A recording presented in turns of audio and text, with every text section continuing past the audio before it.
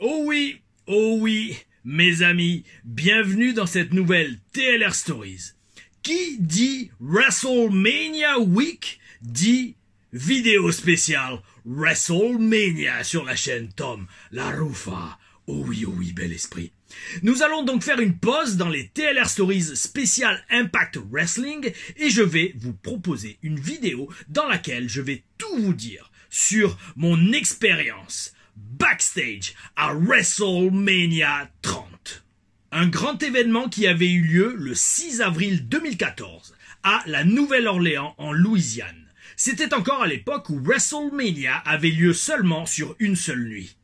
Mes amis, avant de commencer cette vidéo, si vous aimez et appréciez le contenu de la chaîne sur laquelle je vous donne accès au backstage du catch américain quand j'y étais, ou que j'analyse des shows de catch télévisés, ou mes anciens matchs en vous donnant l'avis et le regard et l'expérience d'un catcheur de plus de 20 ans d'expérience internationale, j'ai nommé moi-même Tom La Rufa. Merci de vous abonner à la chaîne et d'activer la petite cloche pour être prévenu des prochaines sorties de vidéos.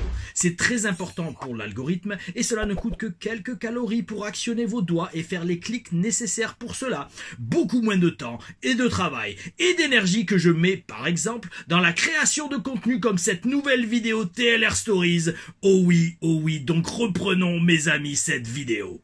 WrestleMania 30. 6 avril 2014 est principalement connu pour des matchs et des événements marquants comme la fin de la winning streak, la série de victoires d'Undertaker à WrestleMania aux mains de Brock Lesnar, ou encore la victoire du titre mondial par Daniel Bryan, maintenant Bryan Danielson dans le main event avec le soutien inconditionnel de la foule.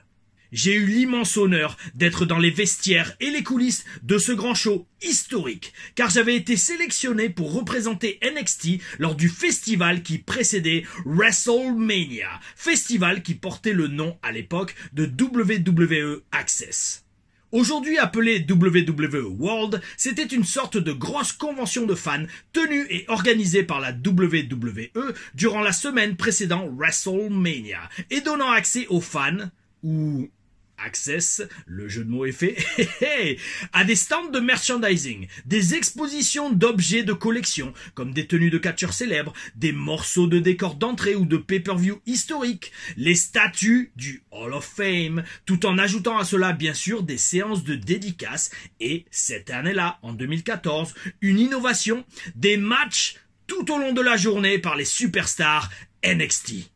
Cette incroyable aventure, à laquelle j'ai eu la chance et l'honneur de faire part, a commencé de façon, comme d'habitude, totalement inattendue. Replaçons-nous début 2014. À l'époque, j'étais petit à petit en train de sortir de mon rôle de manager à la télévision et je commençais à catcher depuis décembre 2013 de plus en plus sur les shows en équipe avec Marcus Louis sous le nom des Légionnaires. Même si nous avions de grosses performances sur les live events, les shows non télévisés, avec mon ami Marcus, nous n'étions pas encore à la télévision, sous la forme de cette équipe de catcheurs français. En plus, vers mi-janvier 2014, Marcus se blesse en subissant une commotion cérébrale aux mains de l'Ascension dans un match par équipe. Suite à cette blessure, je vais demander un entretien privé avec Bill DeMott, le coach en chef du WWE Performance Center à Orlando, en Floride, à l'époque. Je voulais lui parler et lui demander de continuer à catcher sur les shows, au moins dans des matchs solo, le temps que Marcus guérisse, pour ne pas perdre tout le niveau in-ring que j'étais en train d'accumuler. Bill, à son honneur, avait accepté. Mais je ne pensais sincèrement pas être sélectionné pour Access, étant donné que c'était réservé aux catcheurs qui étaient régulièrement à la télé. Et donc, le 13 février 2014, tout droit sorti de nulle part, je ne m'y attends pas, presque 2 mois avant l'événement, je reçois 7 emails du head coach du Performance Center pendant une pause déjeuner entre 2 entraînements. Comme vous pouvez voir dans cet email, le titre dit simplement WrestleMania 30 XXX. Il avait été envoyé au top des superstars NXT de l'époque.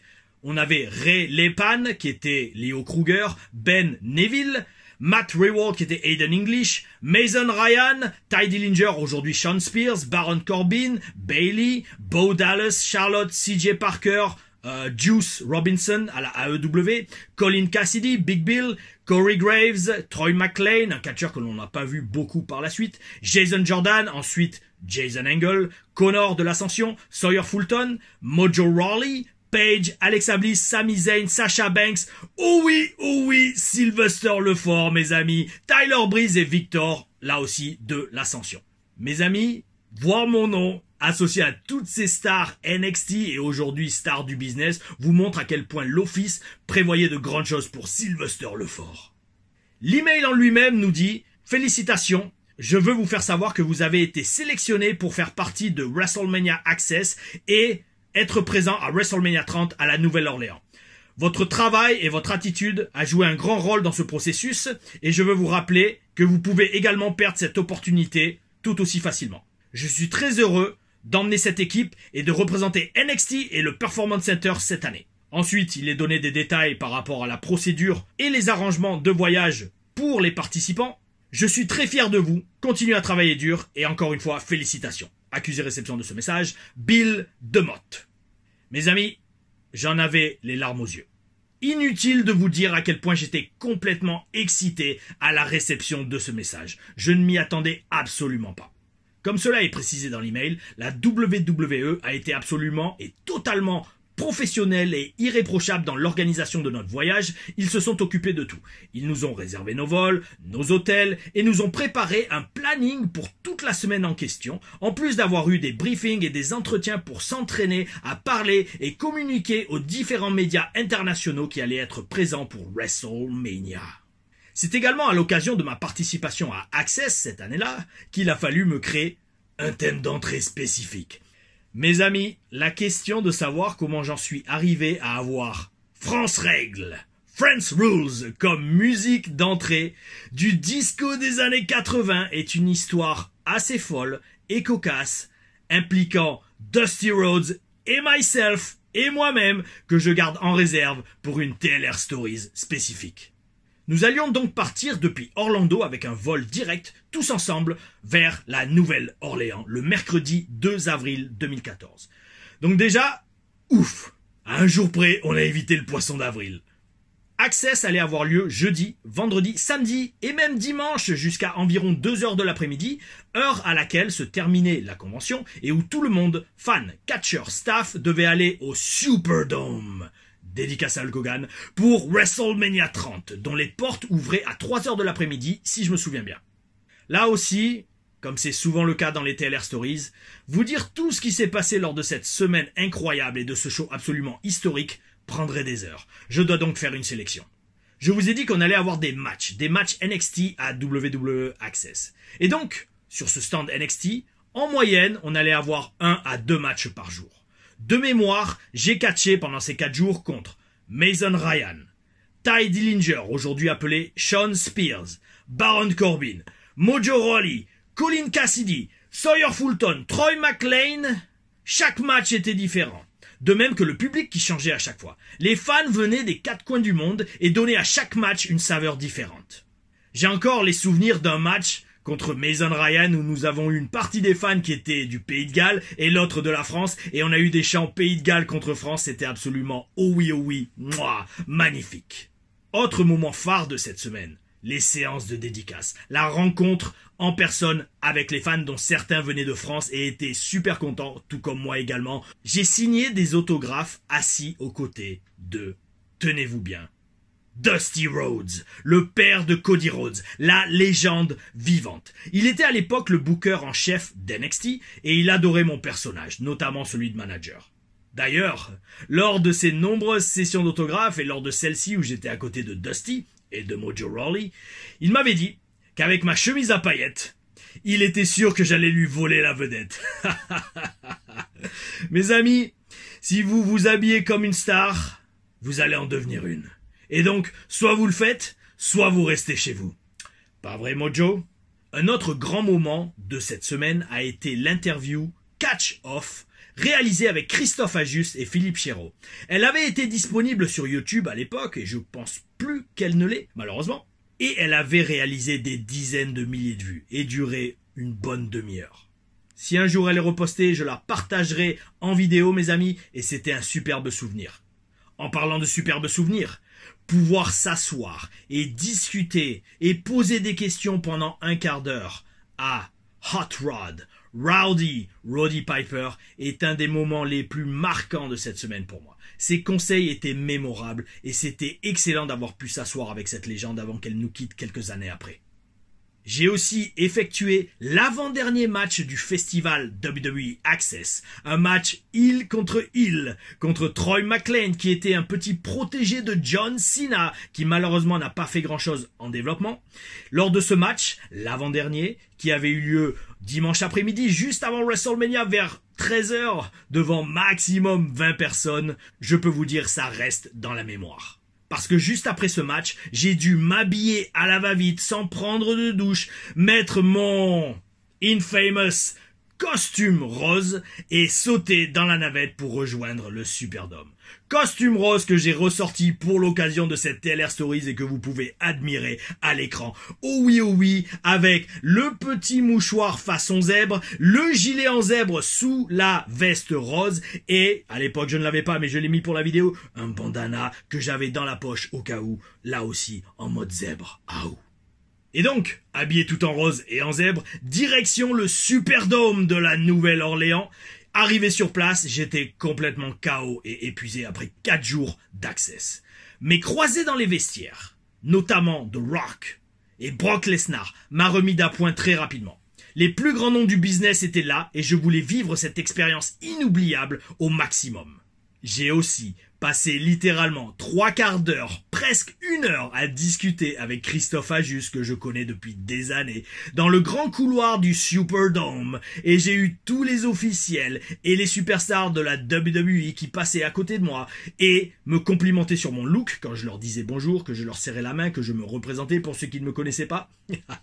Et la plupart me regardaient sans trop savoir qui j'étais, mais en se disant « ce gars-là, ça doit être quelqu'un vu comment il est habillé et comment tout le monde lui dit bonjour ». Christophe Ajus pourra confirmer cette anecdote incroyable que j'ai partagée avec lui. D'ailleurs, même Bill DeMott s'était arrêté et m'avait chuchoté à l'oreille « Frenchie, whatever you're doing, stop doing it ». En français, « Frenchie, je sais pas ce que tu fais, mais arrête de le faire ». Traduction, mes amis, totalement ironique de sa part, mais qui voulait dire « Mec, tu te fais remarquer, j'ai envie de te dire d'arrêter de le faire, mais continue parce que tu marques des points aux yeux de tout le monde ». Pour ce qui est du show en lui-même, mes amis, je l'ai vécu principalement à la cafétéria, sur un écran géant. Il y avait tout le staff technique, les catcheurs et la bande de catcheurs NXT.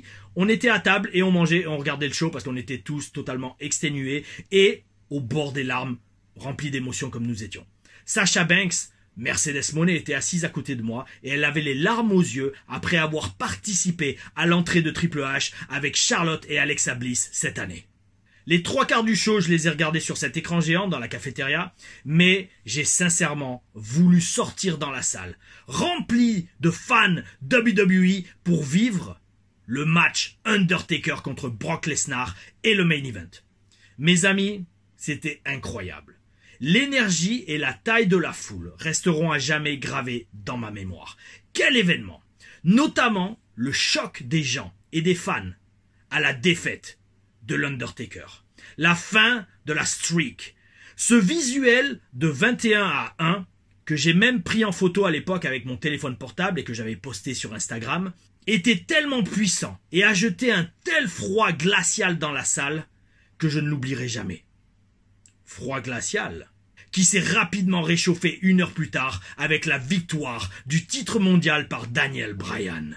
Quel show, mes amis, quel WrestleMania, quel souvenir et quel honneur d'en avoir fait partie à ma façon et de le partager aujourd'hui avec vous dans cette TLR Stories pour cette WrestleMania Week.